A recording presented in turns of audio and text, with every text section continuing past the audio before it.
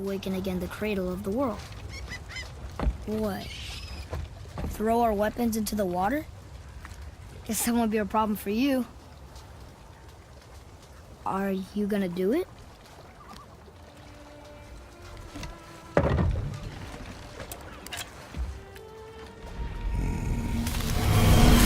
There is something special about completing the final hours of God of War's main story. The game tells a tale of epic scale by utilizing the father-son relationship of Kratos and Atreus as a powerful and emotional vehicle. By the time I finished my 20-hour journey, I couldn't help but to reflect on the twists and turns on the way and how at almost every moment I felt fully invested in the world and characters. God of War takes a lot of lessons learned in the action-adventure genre and pushes them further by putting more emphasis on both the action and adventure. At the heart of God of War is its excellently crafted world based in Norse mythology. This is perhaps the biggest departure from the previous games, as this change in setting comes with thematic change as well. Gone are the Greek gods and the ruthlessness of Sparta. This time around, Kratos is accompanied by his son, Atreus, in a world which emphasizes destiny and inevitability. This change of setting provides an interesting change of pace. Atreus serves the purpose of being a conduit to this new world, as Kratos isn't from Midgard and thus doesn't know how to read the language, among other things. Still can't get the doors open, huh? Quiet. The game's story revolves around a journey to the top of the mountain, and this clear, straightforward goal is what carries all of the surrounding elements of the plot forward. The world and characters of God of War are deep, multifaceted, and throughout the course of the game develop in unique and interesting ways. Along the journey, dialogue between Kratos, Atreus, and other characters gives detail of the stories of Midgard, what the gods are like, details of the giants, and more surrounding God of War's version of Norse mythology. The way all of these tales and details are fed to the player is done in an engaging way, because not only does Atreus' childlike curiosity spark a wonderful framing for these info dumps, but with every story, character trait, and piece of lore, the world is colored in.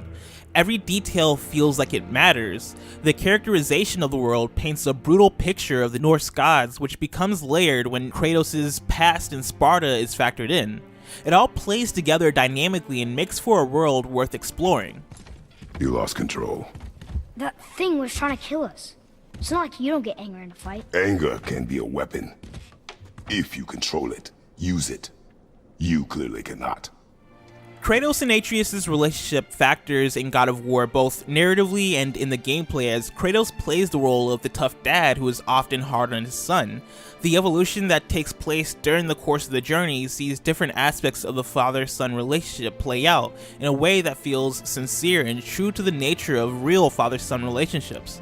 Atreus definitely acts like a kid, but it feels more true to the character than annoying. This reflects in the gameplay as you command Atreus to attack enemies using his bow and arrow. Atreus never got in my way during the game, and in fact is my favorite part of the combat, as he serves as the perfect distraction. Even while casually traveling the lands, the speed at which Atreus will hop on Kratos' back while climbing or follow Kratos' lead makes him a likable and useful companion.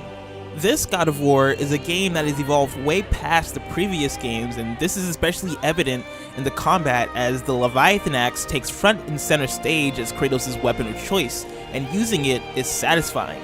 The Thor-esque throw and recall is one of my favorite gameplay mechanics in a very long time, as it serves the purpose of managing distance, getting critical hits, and even non-combat related tasks such as solving puzzles. The recall also feels good every single time. The combat itself can be challenging at times, as God of War takes a page from other action games of the current era and opts for a slower, methodically paced system instead of the top-down, over-the-top approach of the previous games. That doesn't mean God of War doesn't get violent, it does. However, the violence this time around is a tad bit more contained. The toned down brutality of the violence doesn't make the game less enjoyable, as this is made up for by the variety and vibrancy of the enemies and their design. The different strategies that the enemy types require keeps the combat from becoming stale. The combat options for Kratos are numerous and diverse, thus lending this same variety to the methods through which the enemies need to be taken down. Orcs and trolls, along with higher tier bosses, help mix things up. The visual design of these enemies is also impressive. Colorful and vibrant design makes each unique class of enemy stand out from the rest. God of War comes together in a wonderfully crafted package. Its cinematic approach to cutscenes, coupled with its brilliantly written and performed dialogue, complements an impactful and personal narrative. Its combat is largely scaled and diverse, and it provides a wonderful duality to engaging with God of War's spirited, highly explorable world. The game has a lot to say about the nature of family and relationship. It also subtly has a lot to say about game design, as the game doesn't necessarily succeed in bringing something brand new to the table. It instead succeeds in taking elements that have worked elsewhere and figuring out how to innovate certain ideas and bring them together in ways that work phenomenally. God of War is a game that I'm actually surprised hasn't been made already in some sort of capacity. It feels like the natural progression of where the medium is headed. It's an incredible game that I would urge anybody to play.